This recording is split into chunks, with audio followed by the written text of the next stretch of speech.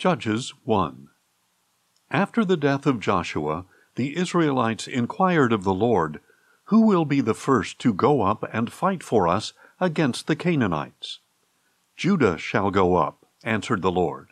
"Indeed, I have delivered the land into their hands." Then the men of Judah said to their brothers the Simeonites, "Come up with us to our allotted territory, and let us fight against the Canaanites. And we likewise will go with you to your territory." So the Simeonites went with them. When Judah attacked, the Lord delivered the Canaanites and Perizzites into their hands, and they struck down 10,000 men at Bezek. And there they found Adoni-Bezek and fought against him, striking down the Canaanites and Perizzites. As Adoni-Bezek fled, they pursued him, seized him, and cut off his thumbs and big toes. Then Adoni-Bezek said, 70 kings with their thumbs and big toes cut off have gathered the scraps under my table. As I have done to them, so God has repaid me. And they brought him to Jerusalem, where he died. Then the men of Judah fought against Jerusalem and captured it. They put the city to the sword and set it on fire. Afterward, the men of Judah marched down to fight against the Canaanites living in the hill country, in the Negev, and in the foothills.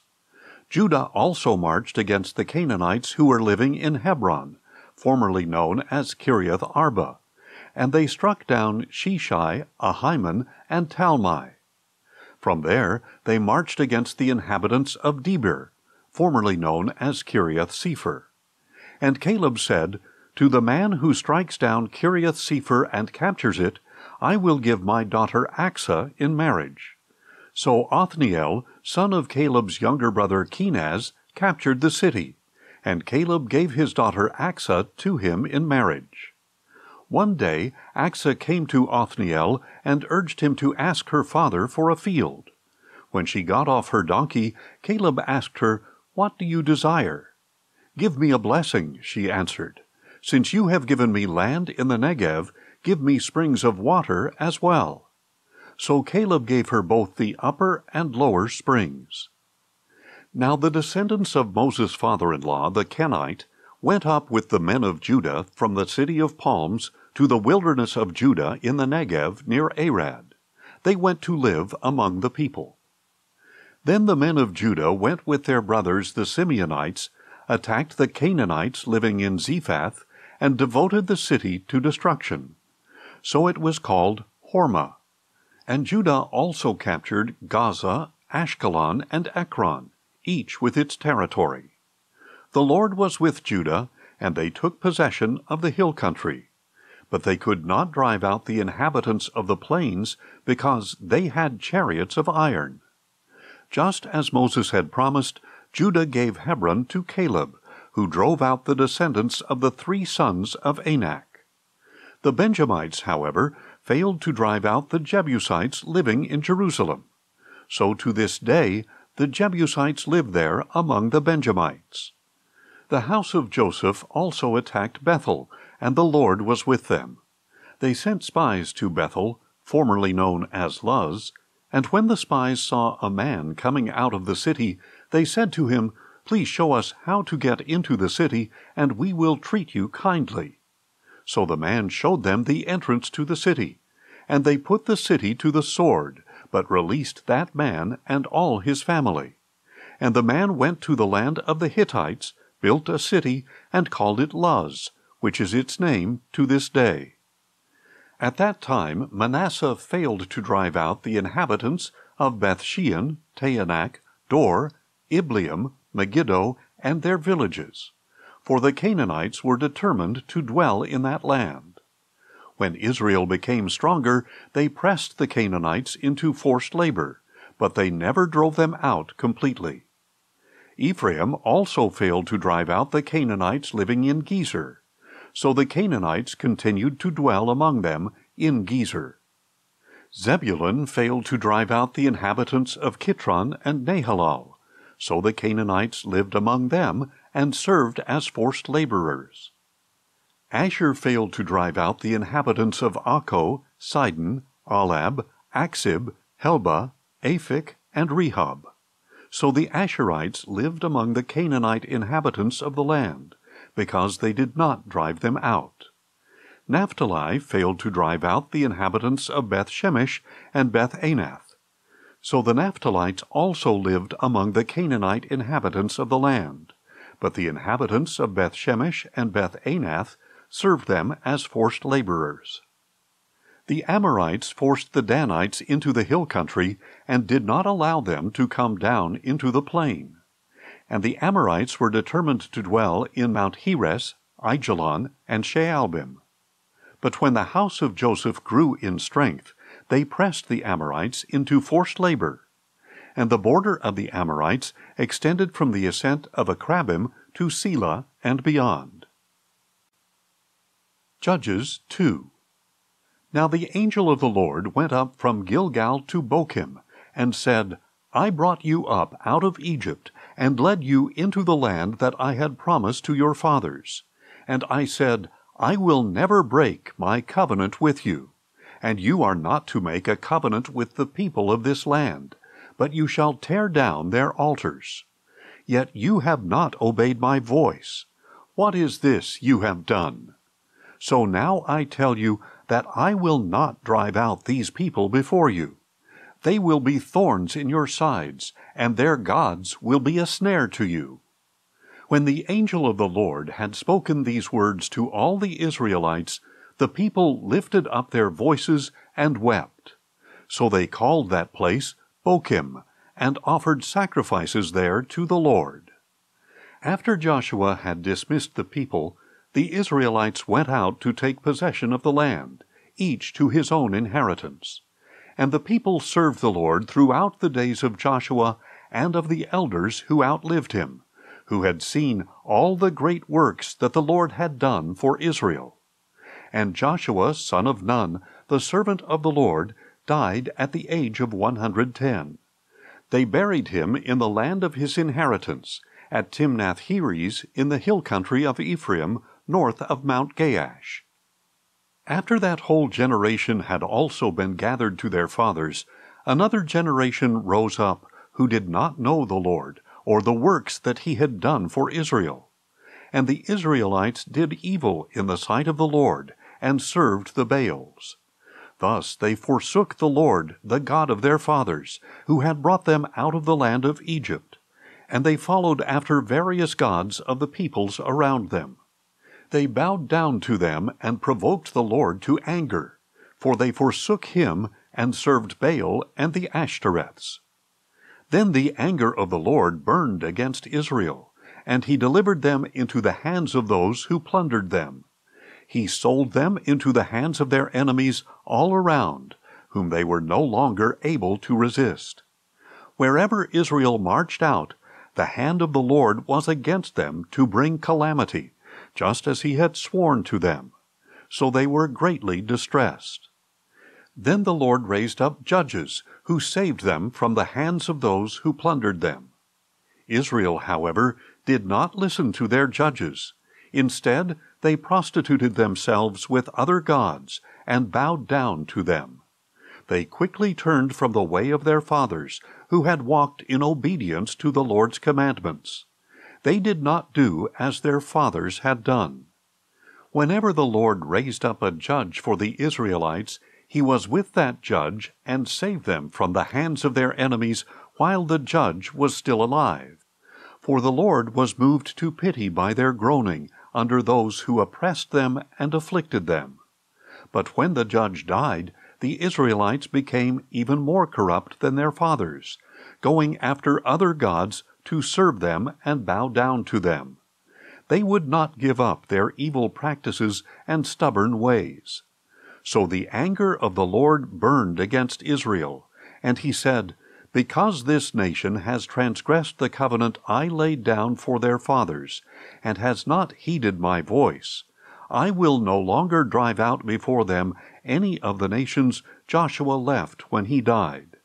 In this way I will test whether Israel will keep the way of the Lord by walking in it as their fathers did. That is why the Lord had left those nations in place, and had not driven them out immediately by delivering them into the hand of Joshua. Judges 3.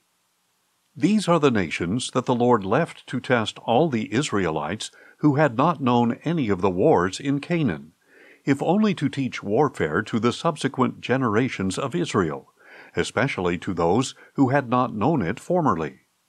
The 5 rulers of the Philistines, all the Canaanites, the Sidonians, and the Hivites who lived in the mountains of Lebanon from Mount Baal-Hermon to Lebo-Hamath. These nations were left to test the Israelites, to find out whether they would keep the commandments of the Lord, which he had given their fathers through Moses. Thus the Israelites continued to live among the Canaanites, Hittites, Amorites, Perizzites, Hivites, and Jebusites.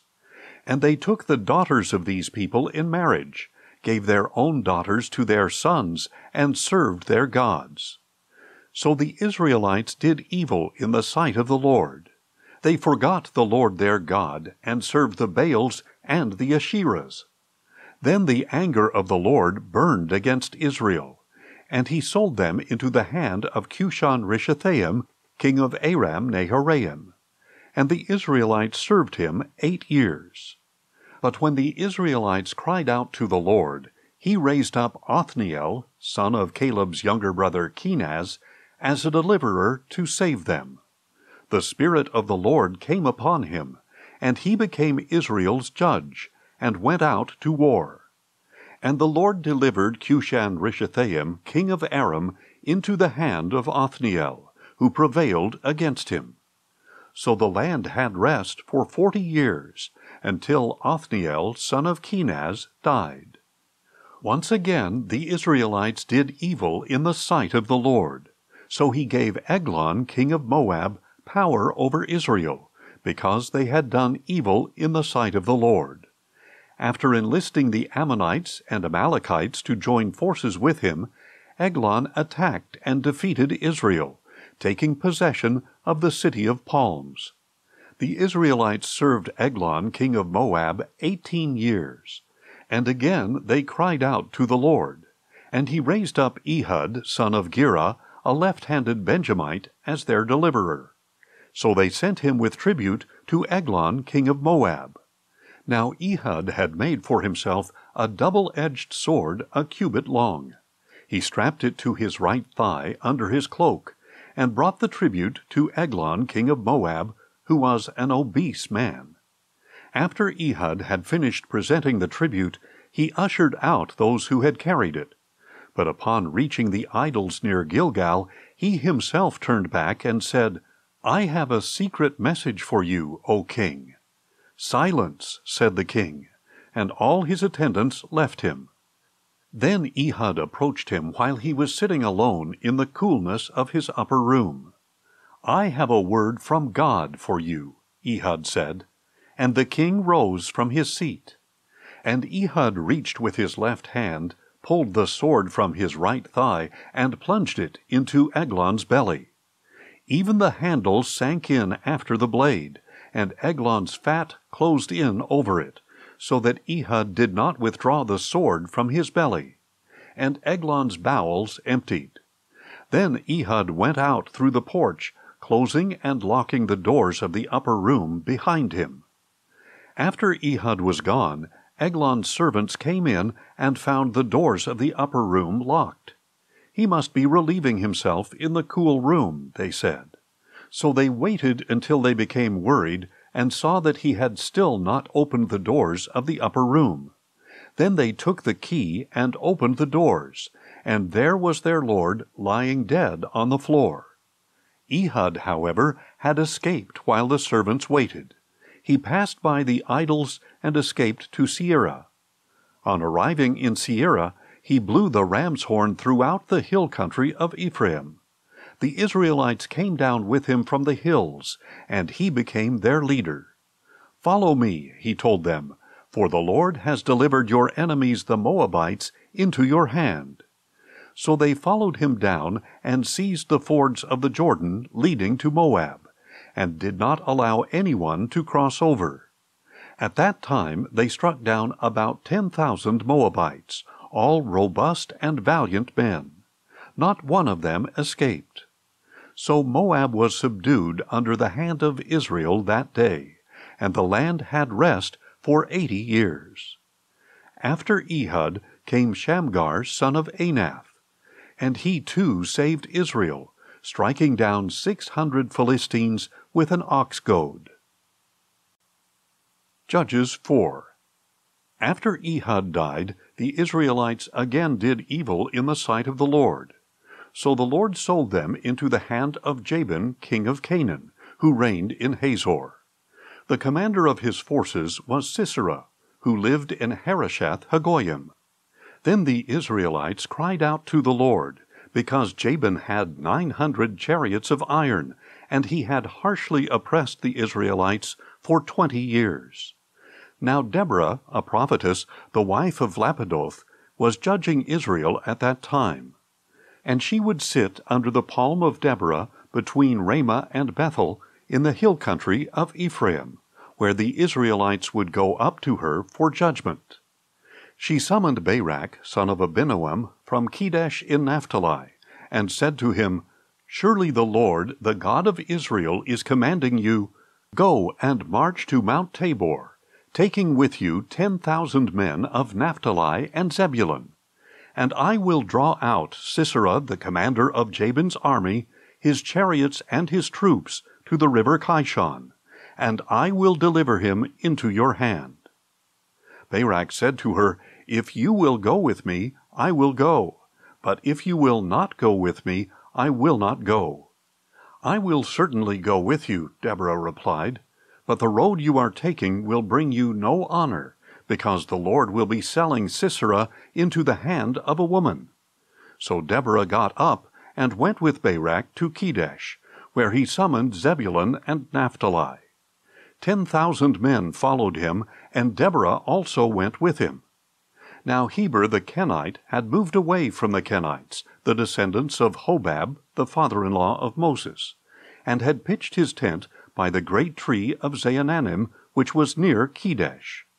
When Sisera was told that Barak, son of Abinoam, had gone up Mount Tabor, he summoned all 900 of his iron chariots and all the men with him, from Harosheth Hagoyim to the river Kishon. Then Deborah said to Barak, "Arise, for this is the day that the Lord has delivered Sisera into your hand. Has not the Lord gone before you?" So Barak came down from Mount Tabor with 10,000 men following him. And in front of him the Lord routed with the sword Sisera, all his charioteers, and all his army. Sisera abandoned his chariot and fled on foot. Then Barak pursued the chariots and army as far as Harosheth Hagoyim, and the whole army of Sisera fell by the sword. Not a single man was left. Meanwhile Sisera had fled on foot to the tent of Jael, the wife of Heber the Kenite, because there was peace between Jabin, king of Hazor, and the house of Heber the Kenite. Jael went out to greet Sisera, and said to him, "Come in, my lord. Come in with me. Do not be afraid." So he entered her tent, and she covered him with a blanket. Sisera said to her, "Please give me a little water to drink, for I am thirsty." So she opened a container of milk, gave him a drink, and covered him again. "Stand at the entrance to the tent," he said, "and if anyone comes and asks you, 'Is there a man here?' say no." But as he lay sleeping from exhaustion, Heber's wife Jael took a tent peg, grabbed a hammer, and went silently to Sisera. She drove the peg through his temple and into the ground, and he died. When Barak arrived in pursuit of Sisera, Jael went out to greet him, and said to him, "Come, and I will show you the man you are seeking." So he went in with her, and there lay Sisera dead, with a tent peg through his temple. On that day God subdued Jabin, king of Canaan, before the Israelites. And the hand of the Israelites grew stronger and stronger against Jabin, king of Canaan, until they destroyed him. Judges 5. On that day Deborah and Barak, son of Abinoam, sang this song: When the princes take the lead in Israel, when the people volunteer, bless the Lord. Listen, O kings, give ear, O princes, I will sing to the Lord. I will sing praise to the Lord, the God of Israel. O Lord, when you went out from Seir, when you marched from the land of Edom, the earth trembled, the heavens poured out rain, and the clouds poured down water. The mountains quaked before the Lord, the one of Sinai, before the Lord, the God of Israel. In the days of Shamgar, son of Anath, in the days of Jael, the highways were deserted, and the travelers took the byways. Life in the villages ceased. It ended in Israel, until I, Deborah, arose, a mother in Israel. When they chose new gods, then war came to their gates. Not a shield or spear was found among 40,000 in Israel. My heart is with the princes of Israel, with the volunteers among the people. Bless the Lord. You who ride white donkeys, who sit on saddle blankets, and you who travel the road, ponder the voices of the singers at the watering places. There they shall recount the righteous acts of the Lord, the righteous deeds of his villagers in Israel. Then the people of the Lord went down to the gates. Awake, awake, O Deborah! Awake, awake, sing a song! Arise, O Barak, and take hold of your captives, O son of Abinoam! Then the survivors came down to the nobles. The people of the Lord came down to me against the mighty. Some came from Ephraim, with their roots in Amalek. Benjamin came with your people after you. The commanders came down from Makir, the bearers of the marshal's staff from Zebulun. The princes of Issachar were with Deborah, and Issachar was with Barak, rushing into the valley at his heels. In the clans of Reuben there was great indecision. Why did you sit among the sheepfolds to hear the whistling for the flocks? In the clans of Reuben there was great indecision. Gilead remained beyond the Jordan. Dan, why did you linger by the ships? Asher stayed at the coast and remained in his harbors. Zebulun was a people who risked their lives. Naphtali, too, on the heights of the battlefield. Kings came and fought. Then the kings of Canaan fought at Taanach, by the waters of Megiddo, but they took no plunder of silver. From the heavens the stars fought. From their courses they fought against Sisera. The river Kishon swept them away, the ancient river, the river Kishon. March on, O my soul, in strength. Then the hooves of horses thundered, the mad galloping of his stallions. Curse Meroz, says the angel of the Lord. Bitterly curse her inhabitants, for they did not come to help the Lord against the mighty. Most blessed among women is Jael, the wife of Heber the Kenite, most blessed of tent-dwelling women. He asked for water, and she gave him milk. In a magnificent bowl she brought him curds. She reached for the tent peg, her right hand for the workman's hammer. She struck Sisera and crushed his skull. She shattered and pierced his temple. At her feet he collapsed, he fell, there he lay still. At her feet he collapsed, he fell. Where he collapsed, there he fell dead. Sisera's mother looked through the window. She peered through the lattice and lamented. Why is his chariot so long in coming? What has delayed the clatter of his chariots? Her wisest ladies answer. Indeed, she keeps telling herself, are they not finding and dividing the spoil?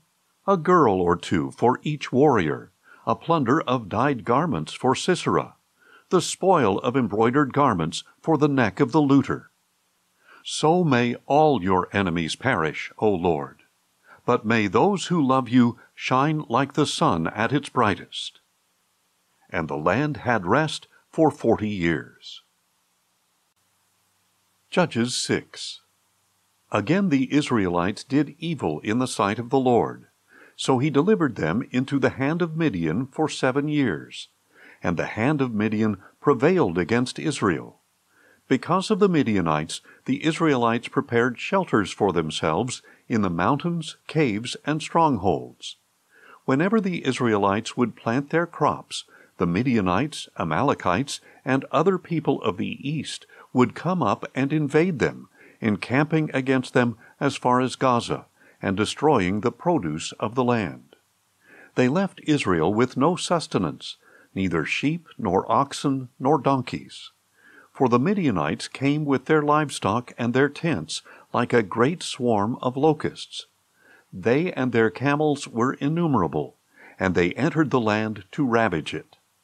Israel was greatly impoverished by Midian, and the Israelites cried out to the Lord.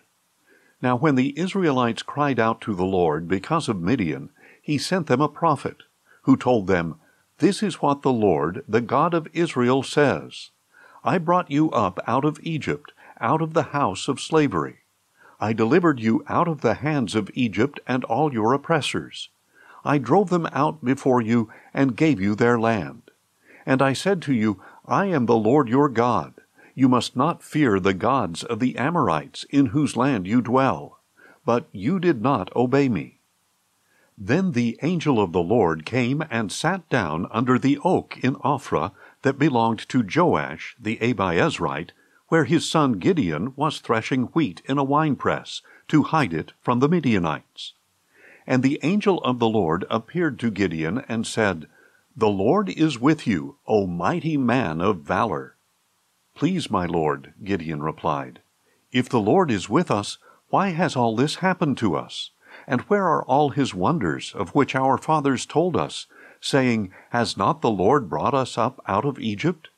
But now the Lord has forsaken us, and delivered us into the hand of Midian."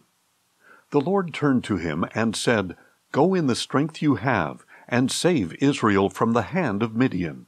Am I not sending you?" "Please, my Lord," Gideon replied, "how can I save Israel? Indeed, my clan is the weakest in Manasseh, and I am the youngest in my father's house." "Surely I will be with you," the Lord replied, "and you will strike down all the Midianites as one man." Gideon answered, "If I have found favor in your sight, give me a sign that it is you speaking with me. Please do not depart from this place until I return to you. Let me bring my offering and set it before you." And the Lord said, "I will stay until you return." So Gideon went in and prepared a young goat and unleavened bread and an ephah of flour. He placed the meat in a basket and the broth in a pot, and brought them out to present to him under the oak. And the angel of God said to him, "Take the meat and the unleavened bread, lay them on this rock, and pour out the broth." And Gideon did so. Then the angel of the Lord extended the tip of the staff that was in his hand, and touched the meat and the unleavened bread. And fire flared from the rock, and consumed the meat and the unleavened bread. Then the angel of the Lord vanished from his sight. When Gideon realized that it was the angel of the Lord, he said, "Oh no, Lord God, I have seen the angel of the Lord face to face." But the Lord said to him, "Peace be with you. Do not be afraid, for you will not die." So Gideon built an altar to the Lord there, and called it, "The Lord is Peace." To this day it stands in Ophrah of the Abiezrites. On that very night the Lord said to Gideon, "Take your father's young bull and a second bull 7 years old. Tear down your father's altar to Baal, and cut down the Asherah pole beside it. Then build a proper altar to the Lord your God on the top of this stronghold. And with the wood of the Asherah pole you cut down, take the second bull and offer it as a burnt offering." So Gideon took 10 of his servants and did as the Lord had told him. But because he was too afraid of his father's household and the men of the city, he did it by night rather than in the daytime. When the men of the city got up in the morning, there was Baal's altar torn down, with the Asherah pole cut down beside it, and the second bull offered up on the newly built altar. "Who did this?" they said to one another. And after they had investigated thoroughly, they were told, Gideon, son of Joash, did it. Then the men of the city said to Joash, Bring out your son, he must die, because he has torn down Baal's altar and cut down the Asherah pole beside it. But Joash said to all who stood against him, Are you contending for Baal? Are you trying to save him? Whoever pleads his case will be put to death by morning. If Baal is a god, let him contend for himself with the one who has torn down his altar. So on that day Gideon was called Jerubbaal, that is to say, Let Baal contend with him, because he had torn down Baal's altar. Then all the Midianites, Amalekites, and other people of the east gathered together, crossed over the Jordan, and camped in the valley of Jezreel. So the Spirit of the Lord came upon Gideon, who blew the ram's horn and rallied the Abiezrites behind him. Calling them to arms, Gideon sent messengers throughout Manasseh, as well as Asher, Zebulun, and Naphtali, so that they came up to meet him. Then Gideon said to God, If you are going to save Israel by my hand, as you have said, then behold, I will place a fleece of wool on the threshing floor. If there is dew only on the fleece, and all the ground is dry, then I will know that you are going to save Israel by my hand, as you have said. And that is what happened. When Gideon arose the next morning, he squeezed the fleece and wrung out the dew, a bowlful of water. Then Gideon said to God, Do not be angry with me. Let me speak one more time. Please allow me one more test with the fleece. This time let it be dry, and the ground covered with dew. And that night God did so. Only the fleece was dry, and dew covered the ground. Judges 7. Early in the morning, Jerubbaal, that is Gideon, and all the men with him camped beside the spring of Harod. And the camp of Midian was north of them in the valley near the hill of Moreh. Then the Lord said to Gideon, You have too many people for me to deliver Midian into their hands, lest Israel glorify themselves over me, saying, My own hand has saved me. Now therefore proclaim in the hearing of the people, Whoever is fearful and trembling may turn back and leave Mount Gilead. So 22,000 of them turned back, but 10,000 remained. Then the Lord said to Gideon, There are still too many people. Take them down to the water, and I will sift them for you there. If I say to you, This one shall go with you, he shall go. But if I say, This one shall not go with you, he shall not go. So Gideon brought the people down to the water, and the Lord said to him, Separate those who lap the water with their tongues like a dog from those who kneel to drink. And the number of those who lapped the water with their hands to their mouths was 300 men. All the others knelt to drink. Then the Lord said to Gideon, With the 300 men who lapped the water, I will save you and deliver the Midianites into your hand. But all the others are to go home. So Gideon sent the rest of the Israelites to their tents, but kept the 300 men, who took charge of the provisions and ram's horns of the others. And the camp of Midian lay below him in the valley. That night the Lord said to Gideon, Get up and go down against the camp, for I have delivered it into your hand. But if you are afraid to do so, then go down to the camp with your servant Purah, and listen to what they are saying. Then your hands will be strengthened to attack the camp. So he went with Purah his servant to the outposts where armed men were guarding the camp.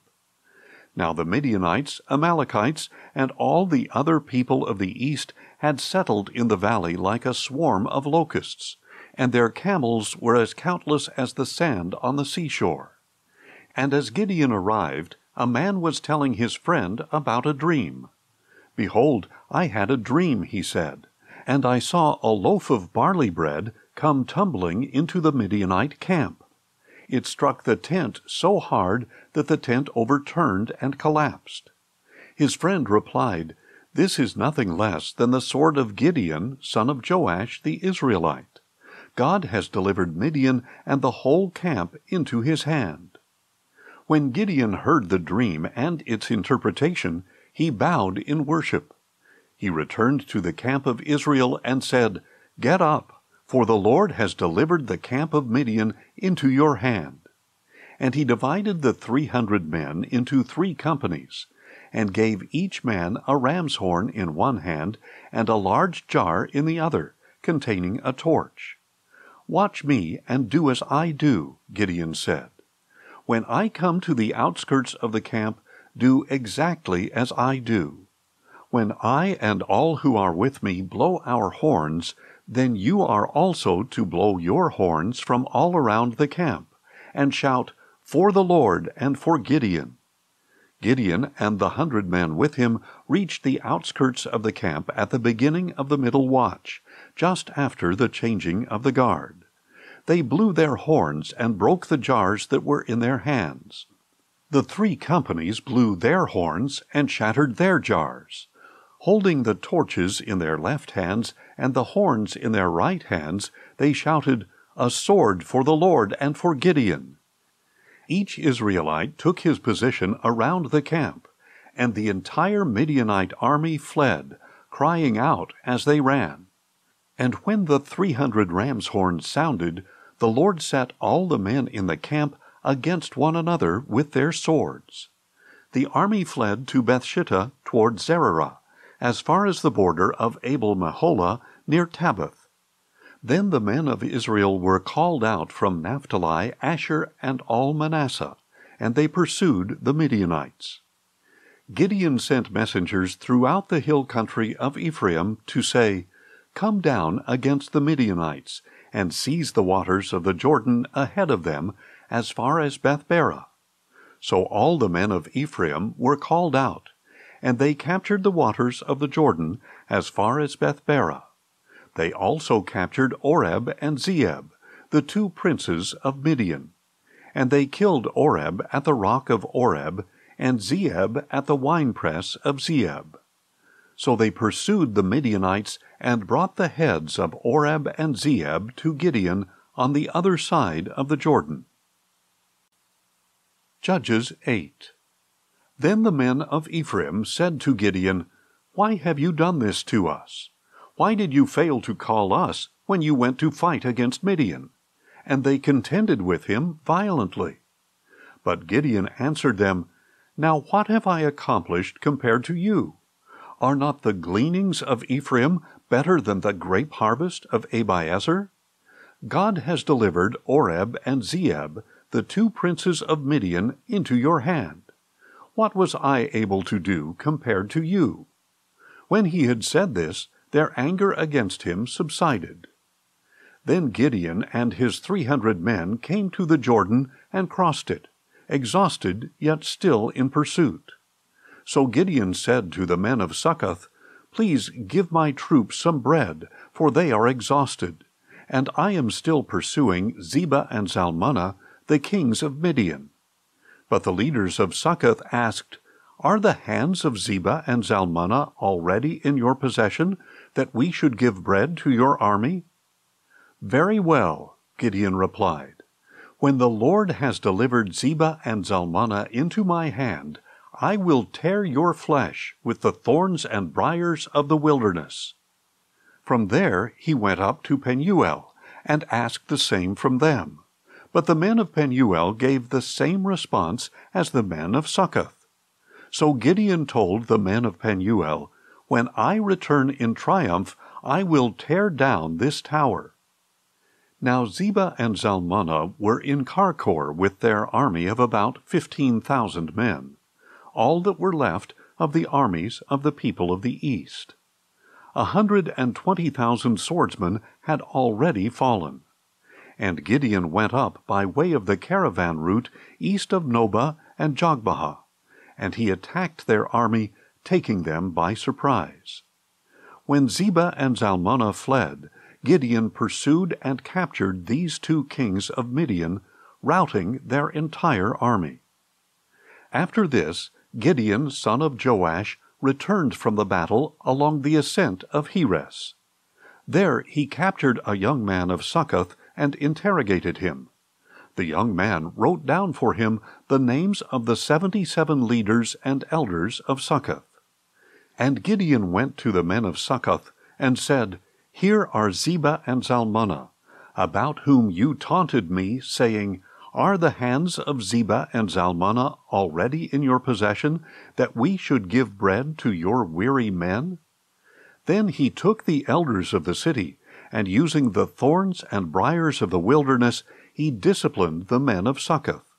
He also pulled down the tower of Penuel, and killed the men of the city. Next, Gideon asked Zebah and Zalmunna, What kind of men did you kill at Tabor? Men like you, they answered, each one resembling the son of a king.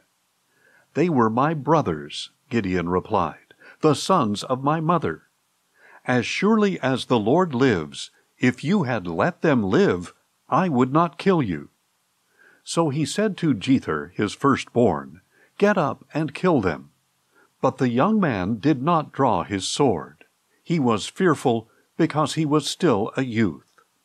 Then Zebah and Zalmunna said, Get up and kill us yourself, for as the man is, so is his strength. So Gideon got up and killed Zebah and Zalmunna, and he took the crescent ornaments from the necks of their camels. Then the Israelites said to Gideon, Rule over us, you and your son and grandson, for you have saved us from the hand of Midian. But Gideon replied, I will not rule over you, nor will my son. The Lord shall rule over you. Then he added, Let me make a request of you, that each of you give me an earring from his plunder. For the enemies had gold earrings because they were Ishmaelites. We will give them gladly, they replied. So they spread out a garment, and each man threw an earring from his plunder onto it. The weight of the gold earrings he had requested was 1,700 shekels, in addition to the crescent ornaments, the pendants, the purple garments of the kings of Midian, and the chains from the necks of their camels. From all this Gideon made an ephod, which he placed in Ophrah, his hometown. But soon all Israel prostituted themselves by worshipping it there, and it became a snare to Gideon and his household. In this way Midian was subdued before the Israelites, and did not raise its head again. So the land had rest for 40 years in the days of Gideon, and he, Jerubbaal, son of Joash, returned home and settled down.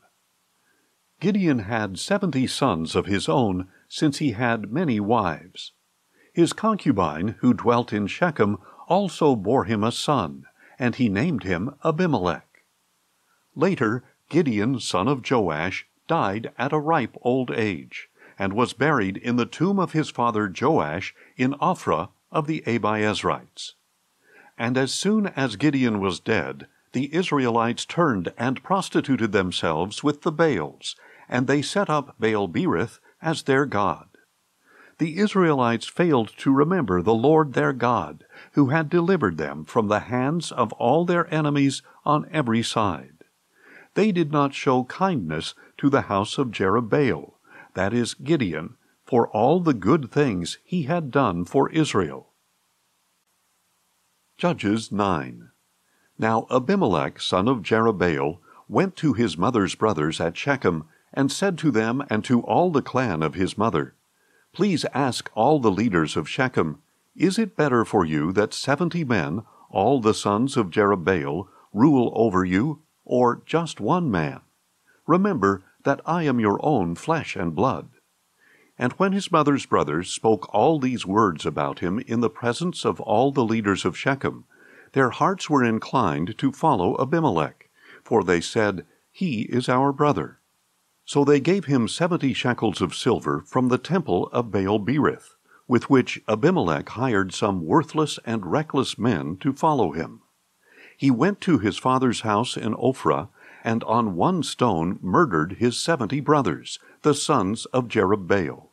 But Jotham, the youngest son of Jerubbaal, survived, because he hid himself. Then all the leaders of Shechem and Beth-Millo gathered beside the oak at the pillar in Shechem, and proceeded to make Abimelech their king. When this was reported to Jotham, he climbed to the top of Mount Gerizim, raised his voice, and cried out, "Listen to me, O leaders of Shechem, and may God listen to you." One day the trees set out to anoint a king for themselves. They said to the olive tree, "Reign over us." But the olive tree replied, "Should I stop giving my oil that honors both God and man to hold sway over the trees?" Then the trees said to the fig tree, "Come and reign over us." But the fig tree replied, "Should I stop giving my sweetness and my good fruit to hold sway over the trees?" Then the trees said to the grapevine, "Come and reign over us." But the grapevine replied, "Should I stop giving my wine, that cheers both God and man, to hold sway over the trees?" Finally, all the trees said to the thorn bush, "Come and reign over us." But the thorn bush replied, "If you really are anointing me as king over you, come and find refuge in my shade. But if not, may fire come out of the thorn bush and consume the cedars of Lebanon." Now if you have acted faithfully and honestly in making Abimelech king, if you have done well by Jerubbaal and his family, and if you have done to him as he deserves, for my father fought for you and risked his life to deliver you from the hand of Midian, but you have risen up against my father's house this day, and killed his 70 sons on a single stone, and you have made Abimelech, the son of his maidservant, king over the leaders of Shechem, because he is your brother. If you have acted faithfully and honestly toward Jerubbaal and his house this day, then may you rejoice in Abimelech, and he in you. But if not, may fire come from Abimelech and consume the leaders of Shechem and Beth-Millo, and may fire come from the leaders of Shechem and Beth-Millo and consume Abimelech. Then Jotham ran away, escaping to Beer, and he lived there for fear of his brother Abimelech. After Abimelech had reigned over Israel for 3 years, God sent a spirit of animosity between Abimelech and the leaders of Shechem, and caused them to treat Abimelech deceitfully, in order that the crime against the 70 sons of Jerubbaal might come to justice, and their blood be avenged on their brother Abimelech, and on the leaders of Shechem, who had helped him murder his brothers. The leaders of Shechem set up an ambush against Abimelech on the hilltops, and they robbed all who passed by them on the road. So this was reported to Abimelech. Meanwhile Gaal, son of Ebed, came with his brothers and crossed into Shechem, and the leaders of Shechem put their confidence in him. And after they had gone out into the fields, gathered grapes from their vineyards, and trodden them, they held a festival, and went into the house of their God. And as they ate and drank, they cursed Abimelech. Then Gaal, son of Ebed, said, "Who is Abimelech, and who is Shechem, that we should serve him? Is he not the son of Jerubbaal, and is not Zebul his officer? You are to serve the men of Hamor, the father of Shechem. Why should we serve Abimelech? If only this people were under my authority, I would remove Abimelech. I would say to him, 'Muster your army and come out.'" When Zebul, the governor of the city, heard the words of Gaal, son of Ebed, he burned with anger. So he covertly sent messengers to Abimelech to say, "Look, Gaal, son of Ebed, and his brothers have come to Shechem, and are stirring up the city against you. Now then, tonight you and the people with you are to come and lie in wait in the fields. And in the morning at sunrise get up and advance against the city. When Gaal and his men come out against you, do to them whatever you are able." So Abimelech and all his troops set out by night, and lay in wait against Shechem in 4 companies. Now Gaal, son of Ebed, went out and stood at the entrance of the city gate, just as Abimelech and his men came out from their hiding places. When Gaal saw the people, he said to Zebul, "Look, people are coming down from the mountains." But Zebul replied, "The shadows of the mountains look like men to you." Then Gaal spoke up again, "Look, people are coming down from the center of the land, and one company is coming by way of the diviner's oak." "Where is your gloating now?" Zebul replied. "You said, 'Who is Abimelech that we should serve him?' Are these not the people you ridiculed? Go out now and fight them." So Gaal went out before the leaders of Shechem and fought against Abimelech. But Abimelech pursued him, and Gaal fled before him. And many Shechemites fell wounded all the way to the entrance of the gate. Abimelech stayed in Arumah, and Zebul drove Gaal and his brothers out of Shechem. The next day the people of Shechem went out into the fields, and this was reported to Abimelech. So he took his men, divided them into 3 companies, and lay in wait in the fields. When he saw the people coming out of the city, he rose up against them and attacked them. Then Abimelech and the companies with him rushed forward and took their stand at the entrance of the city gate. The other 2 companies rushed against all who were in the fields and struck them down. And all that day Abimelech fought against the city until he had captured it and killed its people. Then he demolished the city and sowed it with salt. On hearing of this, all the leaders in the tower of Shechem entered the inner chamber of the temple of El-Berith. And when Abimelech was told that all the leaders in the tower of Shechem were gathered there, he and all his men went up to Mount Zalmon. Abimelech took his axe in his hand and cut a branch from the trees, which he lifted to his shoulder, saying to his men, "Hurry and do what you have seen me do." So each man also cut his own branch and followed Abimelech. Then they piled the branches against the inner chamber and set it on fire above them, killing everyone in the tower of Shechem, about 1,000 men and women. Then Abimelech went to Thebez, encamped against it, and captured it. But there was a strong tower inside the city, and all the men, women, and leaders of the city fled there. They locked themselves in and went up to the roof of the tower. When Abimelech came to attack the tower, he approached its entrance to set it on fire. But a woman dropped an upper millstone on Abimelech's head, crushing his skull. He quickly called his armor-bearer, saying, "Draw your sword and kill me, lest they say of me, 'A woman killed him.'" So Abimelech's armor-bearer ran his sword through him, and he died. And when the Israelites saw that Abimelech was dead, they all went home. In this way God repaid the wickedness that Abimelech had done to his father in murdering his 70 brothers. And God also brought all the wickedness of the men of Shechem back upon their own heads. So the curse of Jotham son of Jerubbaal came upon them. Judges 10. After the time of Abimelech, a man of Issachar, Tola son of Puah, the son of Dodo, rose up to save Israel. He lived in Shamir in the hill country of Ephraim.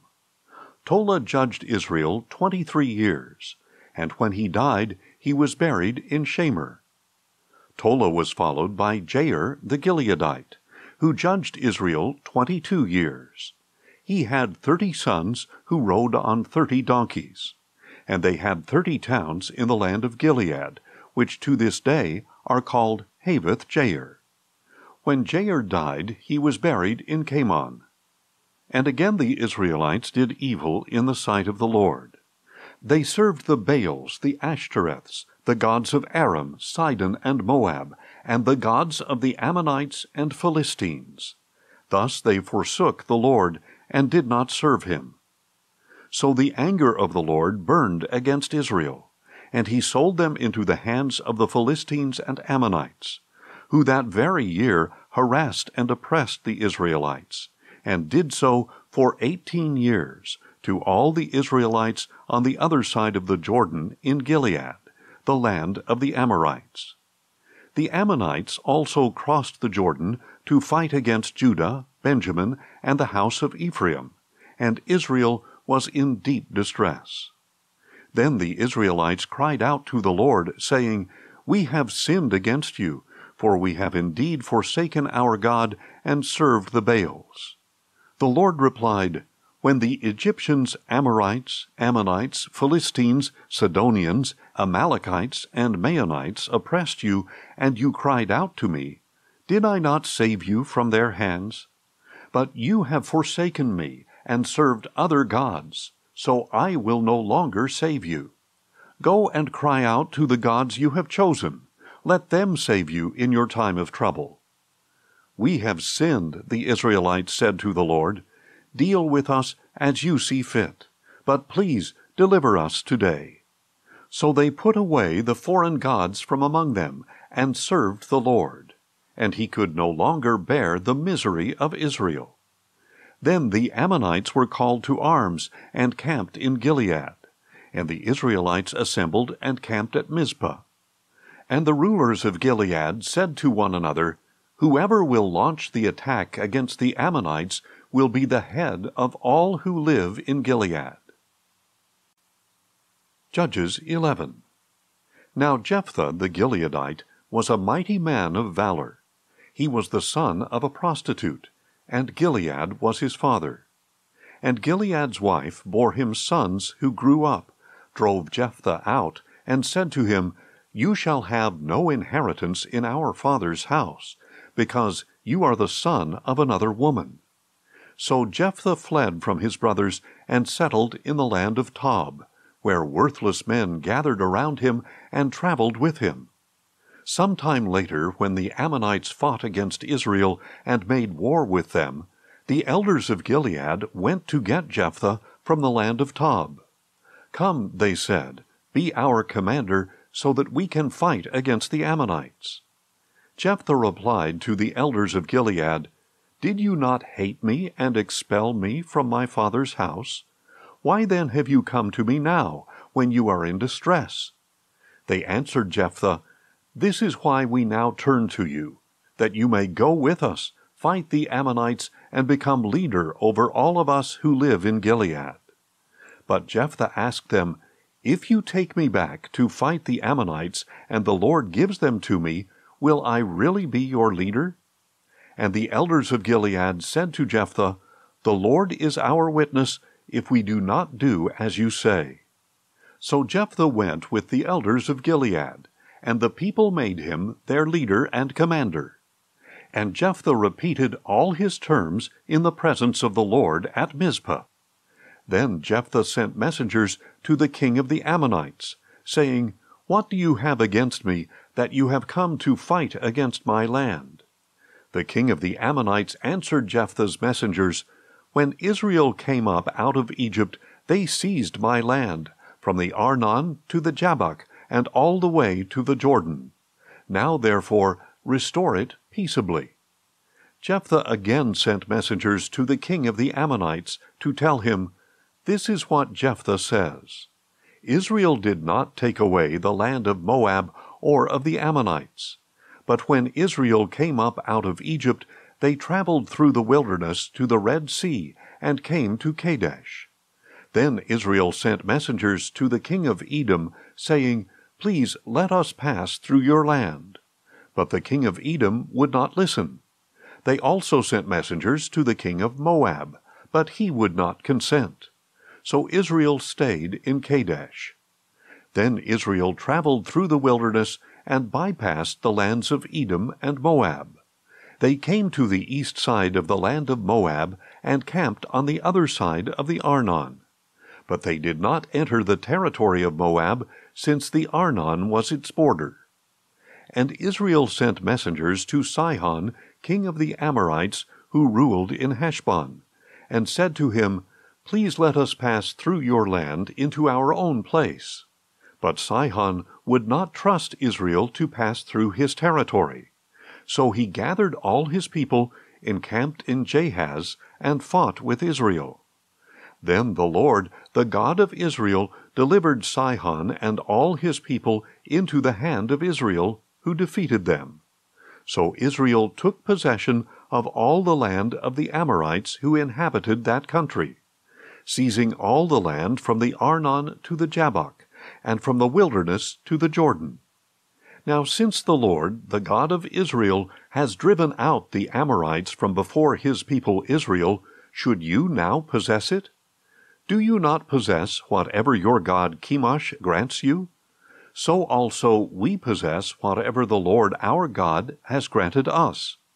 Are you now so much better than Balak son of Zippor, king of Moab? Did he ever contend with Israel or fight against them? For 300 years Israel has lived in Heshbon, Aroer, and their villages, as well as all the cities along the banks of the Arnon. Why did you not take them back during that time? I have not sinned against you, but you have done me wrong by waging war against me. May the Lord, the judge, decide today between the Israelites and the Ammonites. But the king of the Ammonites paid no heed to the message Jephthah sent him. Then the Spirit of the Lord came upon Jephthah, and he passed through Gilead and Manasseh, then through Mizpah of Gilead. And from there he advanced against the Ammonites. Jephthah made this vow to the Lord: If indeed you will deliver the Ammonites into my hand, then whatever comes out the door of my house to greet me on my triumphant return from the Ammonites will belong to the Lord, and I will offer it up as a burnt offering. So Jephthah crossed over to the Ammonites to fight against them, and the Lord delivered them into his hand. With a great blow he devastated 20 cities, from Aroer to the vicinity of Minnith, as far as Abel-keramim. So the Ammonites were subdued before the Israelites. And when Jephthah returned home to Mizpah, there was his daughter coming out to meet him with tambourines and dancing. She was his only child. He had no son or daughter besides her. As soon as Jephthah saw her, he tore his clothes and said, No, not my daughter. You have brought me to my knees. You have brought great misery upon me, for I have given my word to the Lord and cannot take it back. My father, she replied, you have given your word to the Lord. Do to me as you have said, for the Lord has avenged you of your enemies, the Ammonites. She also said to her father, Let me do this one thing. Let me wander for 2 months through the mountains with my friends, and mourn my virginity. Go, he said, and he sent her away for 2 months. So she left with her friends and mourned her virginity upon the mountains. After 2 months she returned to her father, and he did to her as he had vowed. And she had never had relations with a man. So it has become a custom in Israel that each year the young women of Israel go out for 4 days to lament the daughter of Jephthah the Gileadite. Judges 12. Then the men of Ephraim assembled and crossed the Jordan to Zaphon. They said to Jephthah, Why have you crossed over to fight the Ammonites without calling us to go with you? We will burn your house down with you inside. But Jephthah replied, My people and I had a serious conflict with the Ammonites, and when I called, you did not save me out of their hands. When I saw that you would not save me, I risked my life and crossed over to the Ammonites, and the Lord delivered them into my hand. Why then have you come today to fight against me? Jephthah then gathered all the men of Gilead and fought against Ephraim. And the men of Gilead struck them down, because the Ephraimites had said, You Gileadites are fugitives in Ephraim, living in the territories of Ephraim and Manasseh. The Gileadites captured the fords of the Jordan leading to Ephraim, and whenever a fugitive from Ephraim would say, Let me cross over, the Gileadites would ask him, Are you an Ephraimite? If he answered no, they told him, Please say Shibboleth. If he said Sibboleth, because he could not pronounce it correctly, they seized him and killed him at the fords of the Jordan. So at that time 42,000 Ephraimites were killed. Jephthah judged Israel 6 years, and when he died, he was buried in one of the cities of Gilead. After Jephthah, Ibzan of Bethlehem judged Israel. He had 30 sons as well as 30 daughters, whom he gave in marriage to men outside his clan. And for his sons he brought back 30 wives from elsewhere. Ibzan judged Israel 7 years. Then Ibzan died, and he was buried in Bethlehem. After Ibzan, Elon the Zebulunite judged Israel 10 years. Then Elon the Zebulunite died, and he was buried in Aijalon in the land of Zebulun. After Elon, Abdon son of Hillel from Pirathon judged Israel. He had 40 sons and 30 grandsons, who rode on 70 donkeys. And he judged Israel 8 years. Then Abdon son of Hillel from Pirathon died, and he was buried at Pirathon in Ephraim, in the hill country of the Amalekites. Judges 13. Again the Israelites did evil in the sight of the Lord. So he delivered them into the hand of the Philistines for 40 years. Now there was a man from Zorah named Manoah, from the clan of the Danites, whose wife was barren and had no children. The angel of the Lord appeared to the woman, and said to her, "It is true that you are barren and have no children, but you will conceive and give birth to a son. Now please be careful not to drink wine or strong drink, and not to eat anything unclean. For behold, you will conceive and give birth to a son, and no razor shall come over his head, because the boy will be a Nazirite to God from the womb, and he will begin the deliverance of Israel from the hand of the Philistines." So the woman went and told her husband, "A man of God came to me. His appearance was like the angel of God, exceedingly awesome. I did not ask him where he came from, and he did not tell me his name. But he said to me, 'Behold, you will conceive and give birth to a son. Now therefore do not drink wine or strong drink, and do not eat anything unclean, because the boy will be a Nazirite to God from the womb until the day of his death.' Then Manoah prayed to the Lord, 'Please, O Lord, let the man of God you sent us come to us again, to teach us how to raise the boy who is to be born.' And God listened to the voice of Manoah, and the angel of God returned to the woman as she was sitting in the field. But her husband Manoah was not with her. The woman ran quickly to tell her husband, 'Behold, the man who came to me the other day has reappeared.' So Manoah got up and followed his wife. When he came to the man, he asked, 'Are you the man who spoke to my wife?' 'I am,' he said. Then Manoah asked, 'When your words come to pass, what will be the boy's rule of life and mission?' So the angel of the Lord answered Manoah, 'Your wife is to do everything I told her. She must not eat anything that comes from the vine, nor drink any wine or strong drink, nor eat anything unclean. She must do everything I have commanded her.' 'Please stay here,' Manoah said to the angel of the Lord, 'and we will prepare a young goat for you.' And the angel of the Lord replied, 'Even if I stay, I will not eat your food. But if you prepare a burnt offering, offer it to the Lord.' For Manoah did not know that it was the angel of the Lord. Then Manoah said to the angel of the Lord, 'What is your name, so that we may honor you when your word comes to pass?' 'Why do you ask my name?' said the angel of the Lord, 'since it is beyond comprehension.' Then Manoah took a young goat and a grain offering, and offered them on a rock to the Lord. And as Manoah and his wife looked on, the Lord did a marvelous thing. When the flame went up from the altar to the sky, the angel of the Lord ascended in the flame. When Manoah and his wife saw this, they fell face down to the ground. And when the angel of the Lord did not appear again to Manoah and his wife, Manoah realized that it had been the angel of the Lord.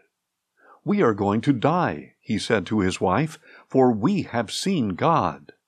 But his wife replied, "If the Lord had intended to kill us, he would not have accepted the burnt offering and the grain offering from our hands, nor would he have shown us all these things or spoken to us this way." So the woman gave birth to a son, and named him Samson. The boy grew, and the Lord blessed him. And the Spirit of the Lord began to stir him at Mahaneh-dan, between Zorah and Eshtaol. Judges 14. One day Samson went down to Timnah, where he saw a young Philistine woman. So he returned and told his father and mother, "I have seen a daughter of the Philistines in Timnah. Now get her for me as a wife." But his father and mother replied, "Can't you find a young woman among your relatives or among any of our people? Must you go to the uncircumcised Philistines to get a wife?" But Samson told his father, "Get her for me, for she is pleasing to my eyes." Now his father and mother did not know this was from the Lord, who was seeking an occasion to move against the Philistines. For at that time the Philistines were ruling over Israel. Then Samson went down to Timnah with his father and mother, and came to the vineyards of Timnah. Suddenly a young lion came roaring at him, and the Spirit of the Lord came powerfully upon him. And he tore the lion apart with his bare hands, as one would tear a young goat. But he did not tell his father or mother what he had done. Then Samson continued on his way down and spoke to the woman, because she was pleasing to his eyes. When Samson returned later to take her, he left the road to see the lion's carcass, and in it was a swarm of bees along with their honey. So he scooped some honey into his hands and ate it as he went along. And when he returned to his father and mother, he gave some to them, and they ate it. But he did not tell them that he had taken the honey from the lion's carcass. Then his father went to visit the woman, and Samson prepared a feast there, as was customary for the bridegroom. And when the Philistines saw him, they selected 30 men to accompany him. "Let me tell you a riddle," Samson said to them. "If you can solve it for me within the 7 days of the feast, I will give you 30 linen garments and 30 sets of clothes. But if you cannot solve it, you must give me 30 linen garments and 30 sets of clothes." "Tell us your riddle," they replied. "Let us hear it." So he said to them, "Out of the eater came something to eat, and out of the strong came something sweet." For 3 days they were unable to explain the riddle.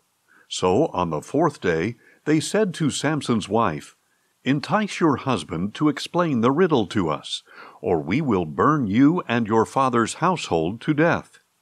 Did you invite us here to rob us?" Then Samson's wife came to him weeping, and said, "You hate me. You do not really love me. You have posed to my people a riddle, but have not explained it to me." "Look," he said, "I have not even explained it to my father or mother, so why should I explain it to you?" She wept the whole 7 days of the feast, and finally on the 7th day, because she had pressed him so much, he told her the answer, and in turn she explained the riddle to her people. Before sunset on the 7th day, the men of the city said to Samson, "What is sweeter than honey, and what is stronger than a lion?" So he said to them, "If you had not plowed with my heifer, you would not have solved my riddle." Then the Spirit of the Lord came mightily upon him, and he went down to Ashkelon, killed 30 of their men, took their apparel, and gave their clothes to those who had solved the riddle. And burning with anger, Samson returned to his father's house, and his wife was given to one of the men who had accompanied him. Judges 15. Later on, at the time of the wheat harvest, Samson took a young goat and went to visit his wife. "I want to go to my wife in her room," he said. But her father would not let him enter. "I was sure that you thoroughly hated her," said her father, "so I gave her to one of the men who accompanied you. Is not her younger sister more beautiful than she? Please take her instead." Samson said to them, "This time I will be blameless in doing harm to the Philistines." Then Samson went out and caught 300 foxes. And he took torches, turned the foxes tail to tail, and fastened a torch between each pair of tails. Then he lit the torches and released the foxes into the standing grain of the Philistines, burning up the piles of grain and the standing grain, as well as the vineyards and olive groves. "Who did this?" the Philistines demanded. "It was Samson, the son-in-law of the Timnite," they were told, "for his wife was given to his companion." So the Philistines went up and burned her and her father to death. And Samson told them, "Because you have done this, I will not rest until I have taken vengeance upon you." And he struck them ruthlessly with a great slaughter, and then went down and stayed in the cave at the rock of Etam. Then the Philistines went up, camped in Judah, and deployed themselves near the town of Lehi. "Why have you attacked us?" said the men of Judah. The Philistines replied, "We have come to arrest Samson and pay him back for what he has done to us." In response, 3,000 men of Judah went to the cave at the rock of Etam, and they asked Samson, "Do you not realize that the Philistines rule over us? What have you done to us?" "I have done to them what they did to me," he replied. But they said to him, "We have come down to arrest you and hand you over to the Philistines." Samson replied, "Swear to me that you will not kill me yourselves." "No," they answered, "we will not kill you, but we will tie you up securely and hand you over to them." So they bound him with 2 new ropes and led him up from the rock. When Samson arrived in Lehi, the Philistines came out shouting against him. And the Spirit of the Lord came mightily upon him. The ropes on his arms became like burnt flax, and the bonds broke loose from his hands.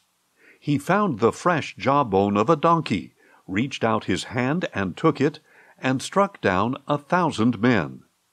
Then Samson said, "With the jawbone of a donkey I have piled them into heaps. With the jawbone of a donkey I have slain 1,000 men." And when Samson had finished speaking, he cast the jawbone from his hand, and he named that place Ramath-Lehi. And being very thirsty, Samson cried out to the Lord, "You have accomplished this great deliverance through your servant. Must I now die of thirst and fall into the hands of the uncircumcised?" So God opened up the hollow place in Lehi, and water came out of it. When Samson drank, his strength returned, and he was revived. That is why he named it En-Hakkore, and it remains in Lehi to this day. And Samson judged Israel for 20 years in the days of the Philistines. Judges 16. One day Samson went to Gaza, where he saw a prostitute, and went in to spend the night with her. When the Gazites heard that Samson was there, they surrounded that place and lay in wait for him all night at the city gate. They were quiet throughout the night, saying, "Let us wait until dawn, then we will kill him."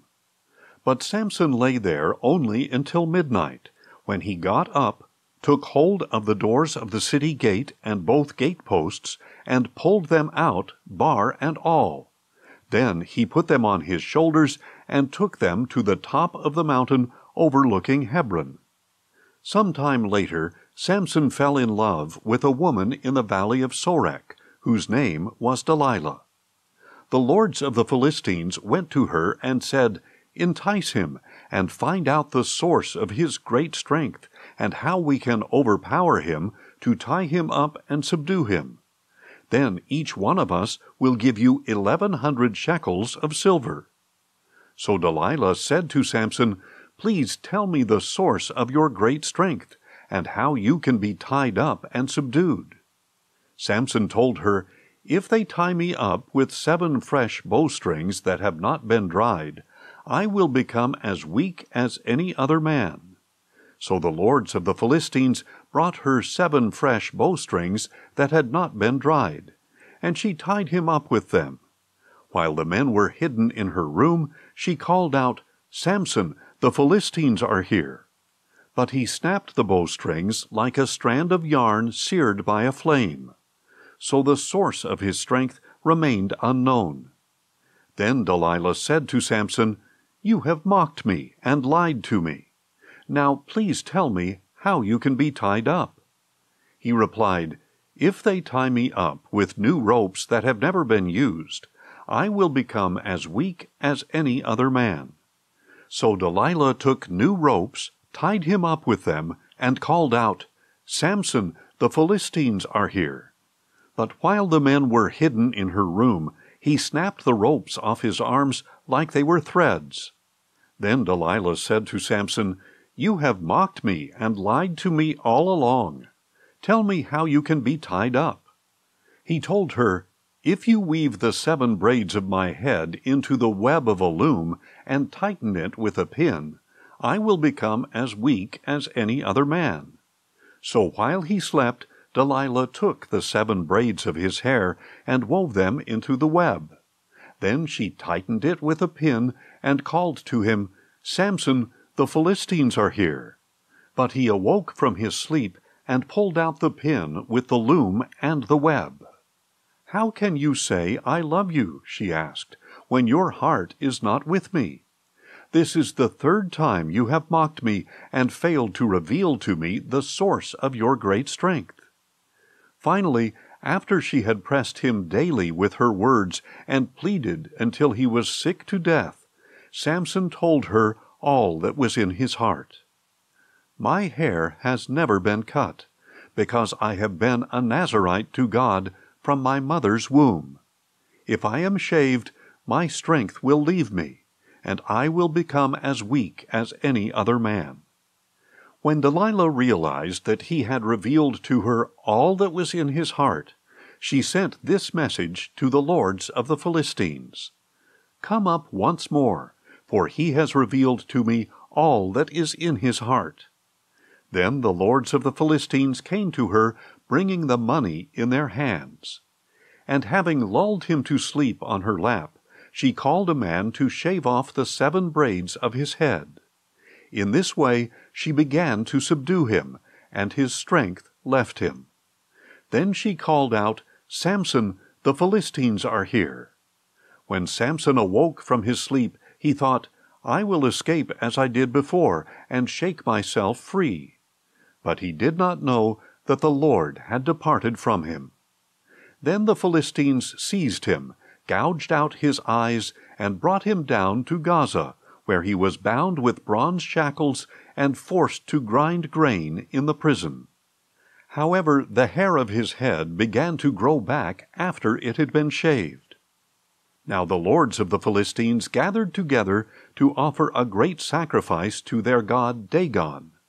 They rejoiced and said, "Our God has delivered Samson our enemy into our hands." And when the people saw him, they praised their God, saying, "Our God has delivered into our hands our enemy who destroyed our land and multiplied our dead."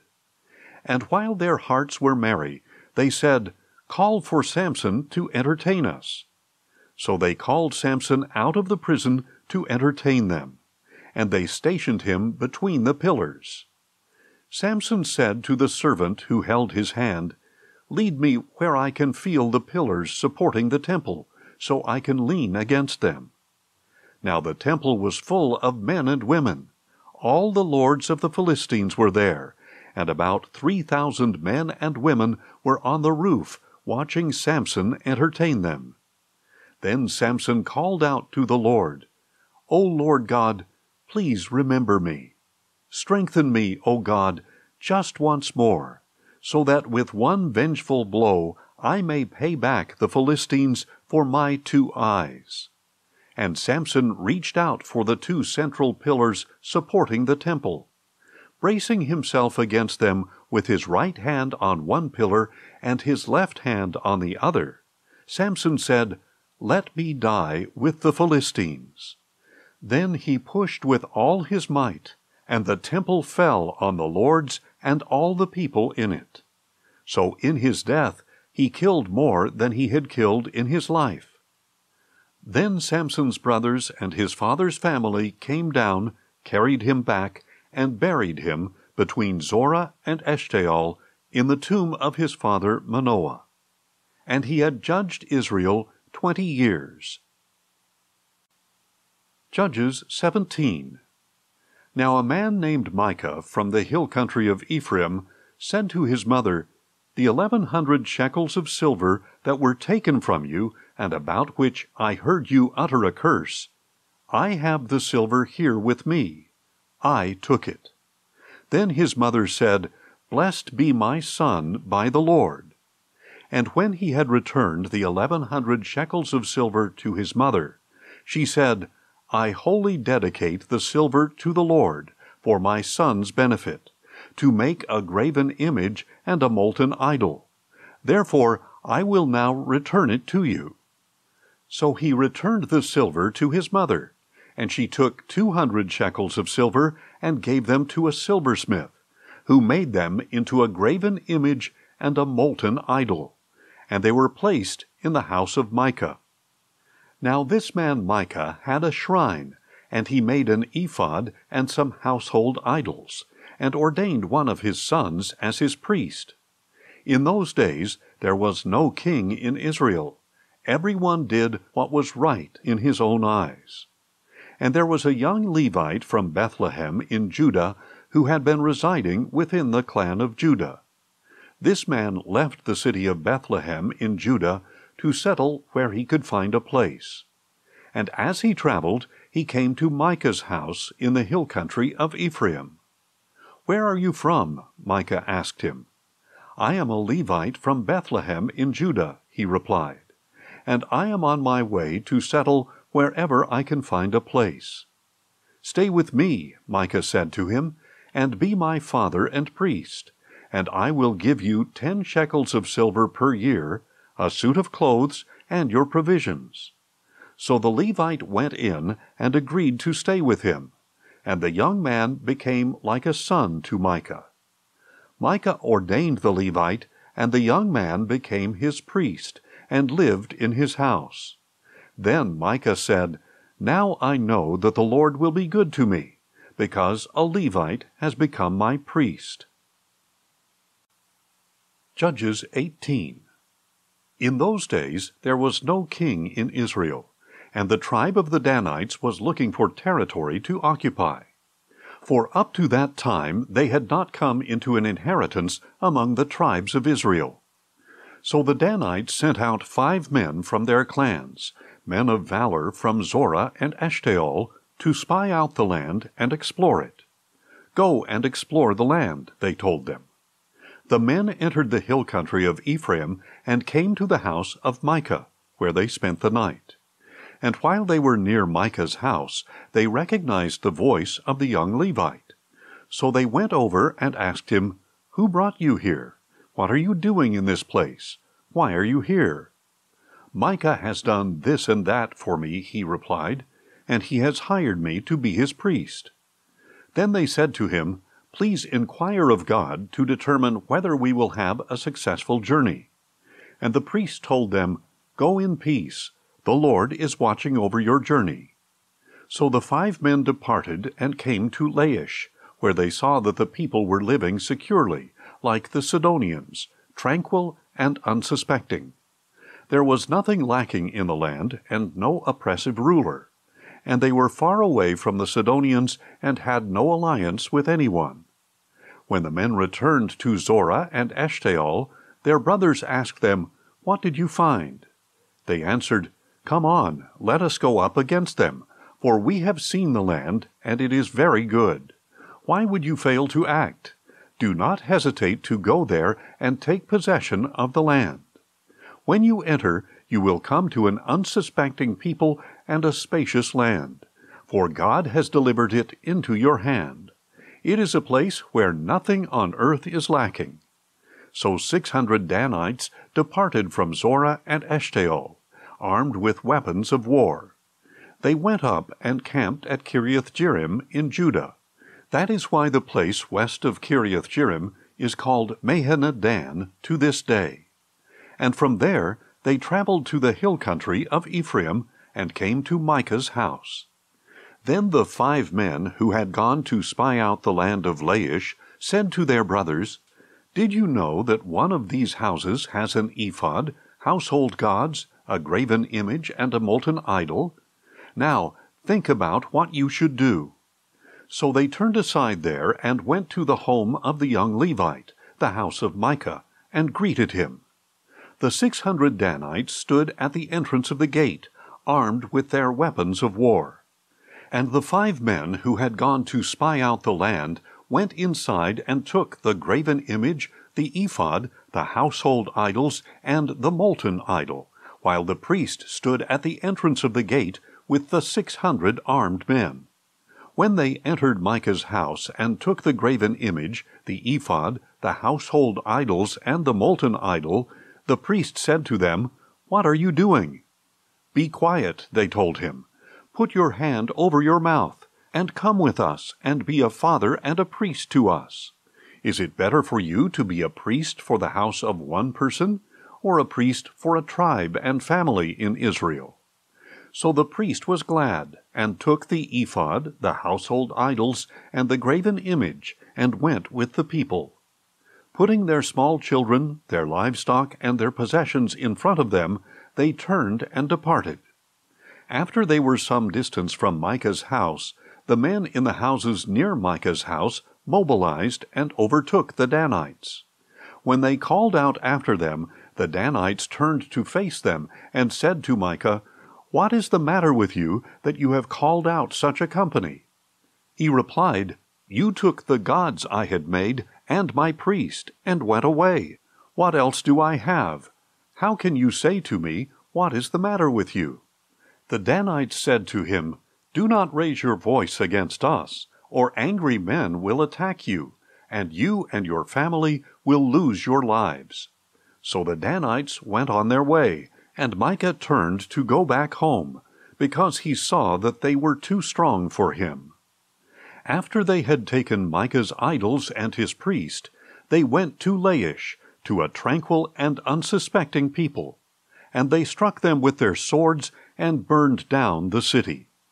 There was no one to deliver them, because the city was far from Sidon and had no alliance with anyone. It was in a valley near Beth-rehob. And the Danites rebuilt the city and lived there.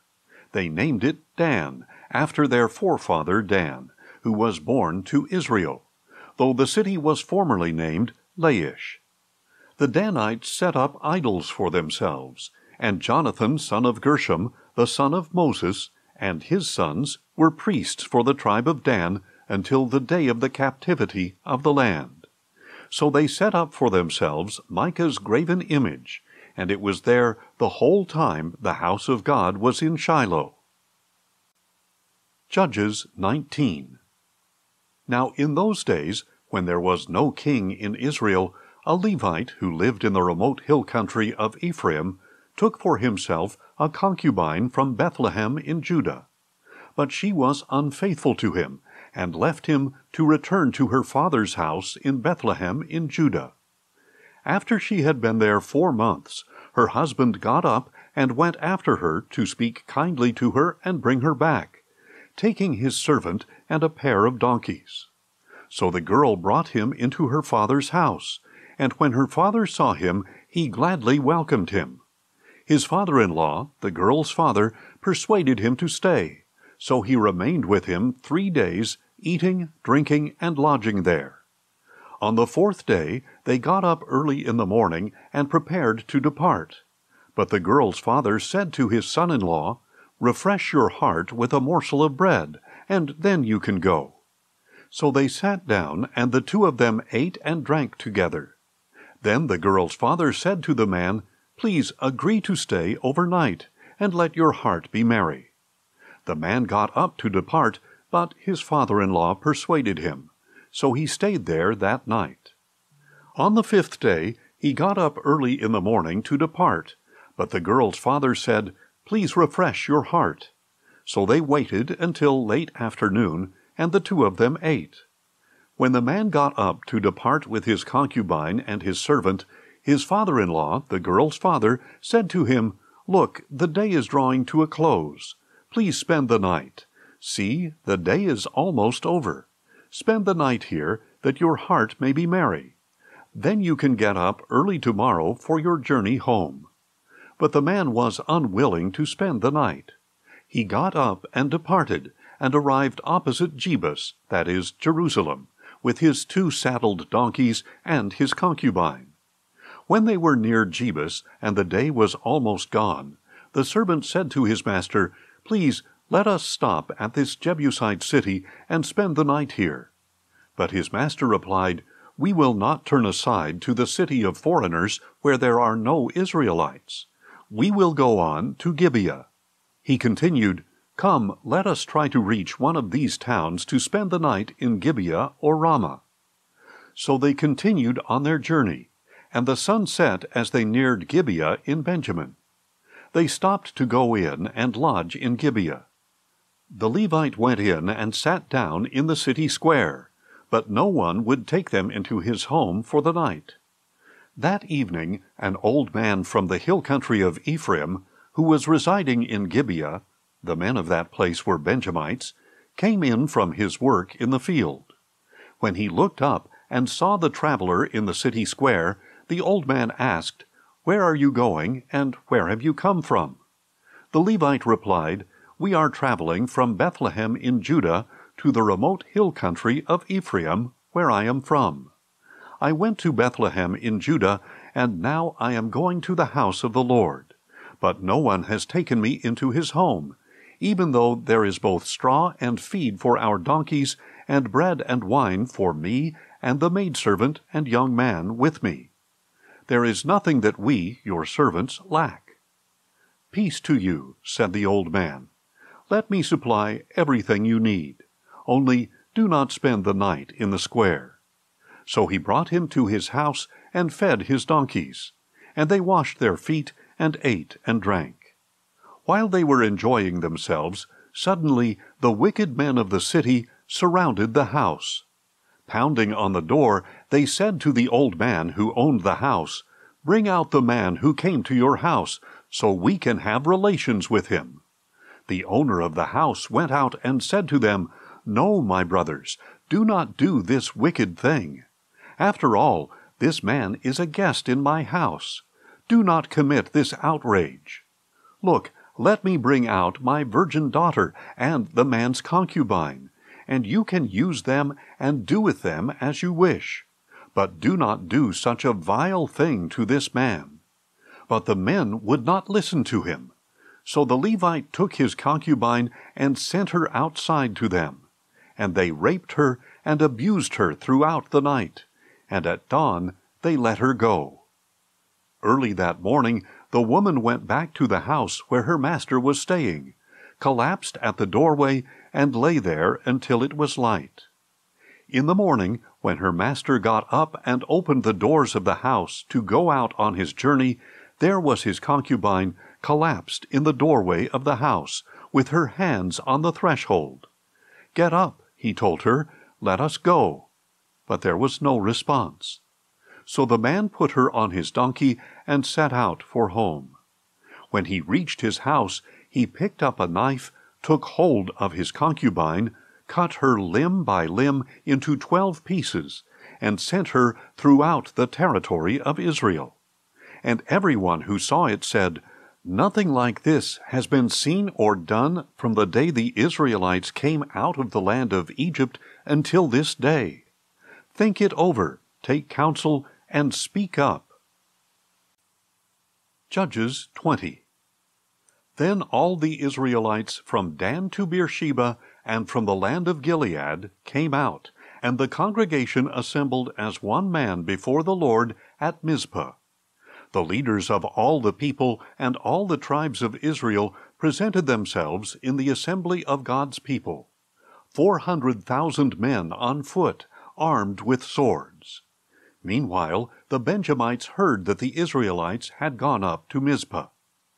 And the Israelites asked, "Tell us, how did this wicked thing happen?"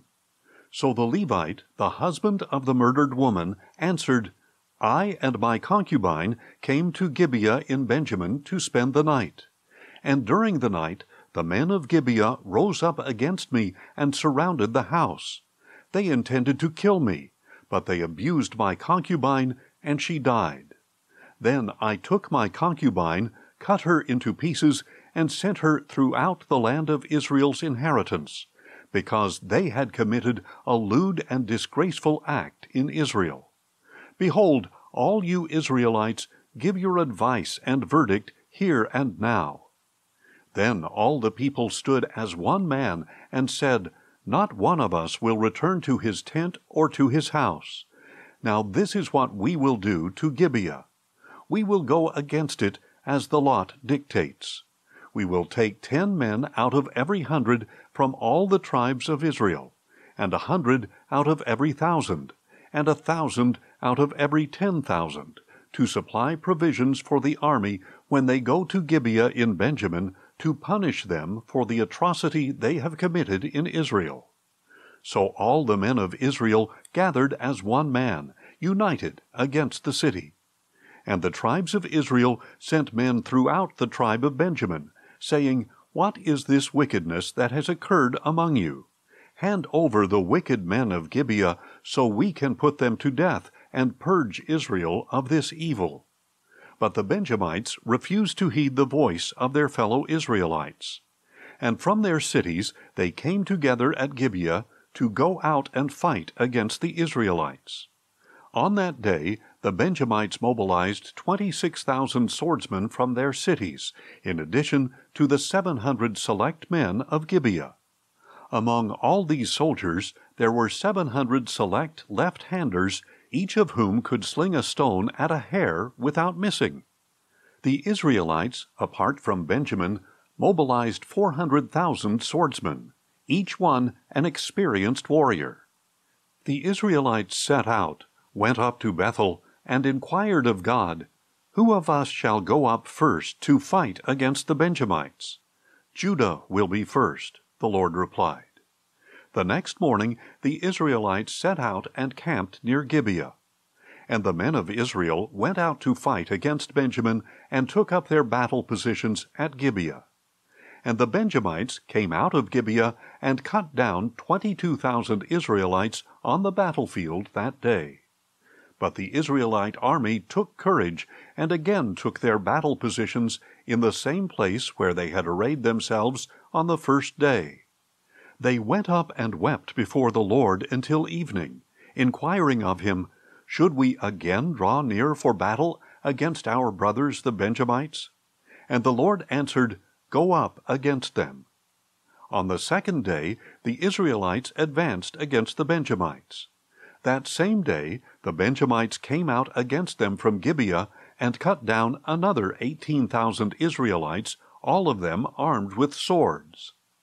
Then the Israelites, all the people, went up to Bethel, where they sat weeping before the Lord. That day they fasted until evening, and presented burnt offerings and peace offerings to the Lord. And the Israelites inquired of the Lord. In those days the ark of the covenant of God was there, and Phinehas, son of Eleazar, the son of Aaron, served before it. The Israelites asked, "Should we again go out to battle against our brothers the Benjamites, or should we stop?" The Lord answered, "Fight, for tomorrow I will deliver them into your hand." So Israel set up an ambush around Gibeah. On the third day the Israelites went up against the Benjamites and arrayed themselves against Gibeah as they had done before. the Benjamites came out against them and were drawn away from the city. They began to attack the people as before, killing about 30 men of Israel in the fields and on the roads, one of which led up to Bethel and the other to Gibeah. "We are defeating them as before," said the Benjamites. But the Israelites said, "Let us retreat and draw them away from the city onto the roads." So all the men of Israel got up from their places and arrayed themselves at Baal Tamar, and the Israelites in ambush charged from their positions west of Gibeah. Then 10,000 select men from all Israel made a frontal assault against Gibeah, and the battle was fierce. But the Benjamites did not realize that disaster was upon them. The Lord defeated Benjamin in the presence of Israel, and on that day the Israelites slaughtered 25,100 Benjamites, all armed with swords. Then the Benjamites realized they had been defeated. Now the men of Israel had retreated before Benjamin because they were relying on the ambush they had set against Gibeah. The men in ambush rushed suddenly against Gibeah. They advanced and put the whole city to the sword. The men of Israel had arranged a signal with the men in ambush. When they sent up a great cloud of smoke from the city, the men of Israel would turn in the battle. When the Benjamites had begun to strike them down, killing about 30 men of Israel, they said, "They are defeated before us, as in the first battle." But when the column of smoke began to go up from the city, the Benjamites looked behind them and saw the whole city going up in smoke. Then the men of Israel turned back on them, and the men of Benjamin were terrified when they realized the disaster had come upon them. So they fled before the men of Israel toward the wilderness, but the battle overtook them, and the men coming out of the cities struck them down there. They surrounded the Benjamites, pursued them, and easily overtook them in the vicinity of Gibeah on the east. And 18,000 Benjamites fell, all men of valor. Then the Benjamites turned and fled toward the wilderness to the rock of Rimmon, and Israel cut down 5,000 men on the roads. And they overtook them at Gidom and struck down 2,000 more. That day 25,000 Benjamite swordsmen fell, all men of valor. But 600 men turned and fled into the wilderness to the rock of Rimmon, where they stayed 4 months. And the men of Israel turned back against the other Benjamites and put to the sword all the cities, including the animals and everything else they found. And they burned down all the cities in their path. Judges 21. Now the men of Israel had sworn an oath at Mizpah, saying, "Not one of us will give his daughter in marriage to a Benjamite." So the people came to Bethel and sat there before God until evening, lifting up their voices and weeping bitterly. "Why, O Lord God of Israel," they cried out, "has this happened in Israel? Today in Israel 1 tribe is missing." The next day the people got up early, built an altar there, and presented burnt offerings and peace offerings. The Israelites asked, "Who among all the tribes of Israel did not come to the assembly before the Lord?" For they had taken a solemn oath that anyone who failed to come up before the Lord at Mizpah would surely be put to death. And the Israelites grieved for their brothers the Benjamites, and said, "Today a tribe is cut off from Israel. What should we do about wives for the survivors, since we have sworn by the Lord not to give them our daughters in marriage?" So they asked, "Which one of the tribes of Israel failed to come up before the Lord at Mizpah?" And in fact, no one from Jabesh Gilead had come to the camp for the assembly. For when the people were counted, none of the residents of Jabesh Gilead were there. So the congregation sent 12,000 of their most valiant men, and commanded them, "Go and put to the sword those living in Jabesh Gilead, including women and children. This is what you are to do. Devote to destruction every male, as well as every female who has had relations with a man." So they found among the inhabitants of Jabesh-Gilead 400 young women who had not had relations with a man, and they brought them to the camp at Shiloh in the land of Canaan. Then the whole congregation sent a message of peace to the Benjamites who were at the rock of Rimmon. And at that time the Benjamites returned, and were given the women who were spared from Jabesh-Gilead. But there were not enough women for all of them. The people grieved for Benjamin, because the Lord had made a void in the tribes of Israel. Then the elders of the congregation said, "What should we do about wives for those who remain, since the women of Benjamin have been destroyed?" They added, "There must be heirs for the survivors of Benjamin, so that a tribe of Israel will not be wiped out.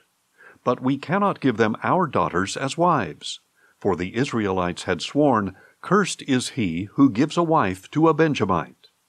"But look," they said, "there is a yearly feast to the Lord in Shiloh, which is north of Bethel, east of the road that goes up from Bethel to Shechem, and south of Lebonah." So they commanded the Benjamites, "Go hide in the vineyards and watch.